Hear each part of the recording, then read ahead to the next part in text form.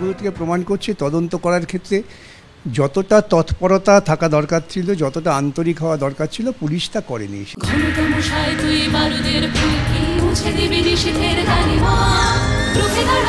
একজন মা হয়ে বলছে, সফল জীবনের জন্য যেমন চাই মজবুত হয়ে ওঠা শিক্ষা, মজবুত চুলের জন্য তেমনই চাই Alopex long and strong hair oil. এই জন্যই কলকাতা হাইকোর্ট এক কথায় সিবিআইকে দিয়েছে, সিবিআই তদন্ত করছে এবং সুপ্রিম কোর্টের কাছে এই প্রশ্নগুলো উঠে আসে। সুপ্রিম কোর্ট জিজ্ঞাসা করছে রাজ্য সরকারে, কেন প্রিন্সিপাল সকাল থেকে বসে তিনি কোনো কমপ্লেন করলেন না, তিনি রিজাইন করলেন, তাকে আবার জোর করে নিয়ে আসা হলো, কী ব্যাপার, কী এমন ঘনিষ্ঠতা থাকতে পারে প্রশাসনের সঙ্গে এই প্রিন্সিপালের, যে জন্যে তারা এসব করছেন।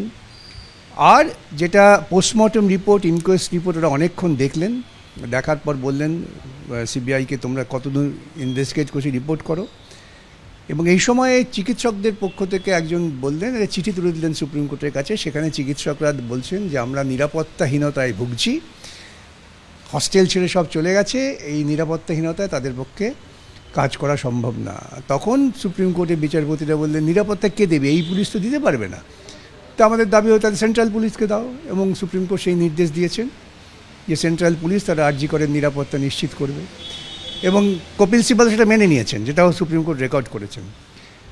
প্রসঙ্গত যে দুটো জিনিস আছে সেটা হচ্ছে চিফ জাস্টিসও বললেন যে তোমরা যারা আন্দোলন করছে পিসফুলি তাদের উপর হামলা করছো কেন, আন্দোলনকে এভাবে ডিস্টার্ব করা যাবে না, ডাক্তাররা প্রতিবাদ করছে তাদের তোমরা ডেকে নিচ্ছ, এটা সুপ্রিম কোর্ট অর্ডারে লেখেনি কিন্তু উষ্মা প্রকাশ করেছেন।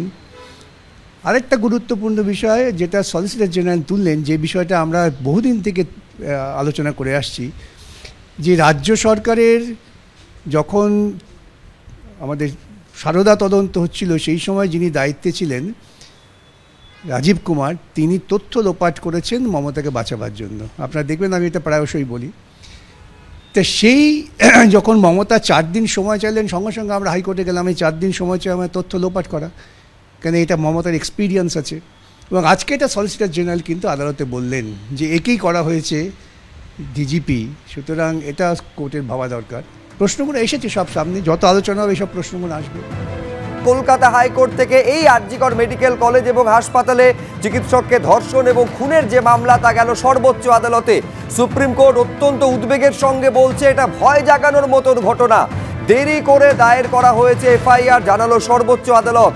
যে ভাঙচুরের ঘটনা ঘটেছে 14 আগস্ট মধ্যরাতে হাসপাতালের মধ্যে, সেই ভাঙচুর কাণ্ডে রাজ্যের থেকে রিপোর্ট তলব করেছে সুপ্রিম কোর্ট। সুপ্রিম কোর্ট বলছে আমরা আরও একটা ধর্ষণের জন্য অপেক্ষা করতে পারবো না। তৎকালীন অধ্যক্ষ কেন আত্মহত্যা বলে চালাতে চেয়েছিলেন, প্রশ্ন সুপ্রিম কোর্টের।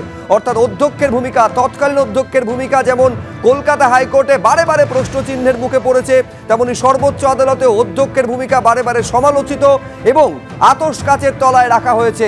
হাসপাতালে কি করে বহিরাগতরা ঢুকে হামলা চালালো, এই প্রশ্নও করেছে সর্বোচ্চ আদালত। এই ভাঙচুরের ঘটনায় 22 আগস্টের মধ্যে রাজ্যের থেকে রিপোর্ট তলব করা হয়েছে। আদালত প্রশ্ন করছে যে অপরাধের জায়গাকে সুরক্ষিত রাখাটা পুলিশের কর্তব্য, কেন তা করা হলো না। অর্থাৎ একেবারে স্পেসিফিক প্রশ্ন সুপ্রিম কোর্টের। 14 আগস্ট তাণ্ডব এবং ভাঙচুরের মতন ঘটনা হাসপাতালের মধ্যে ঘটলো কিভাবে, কি করছিল পুলিশ?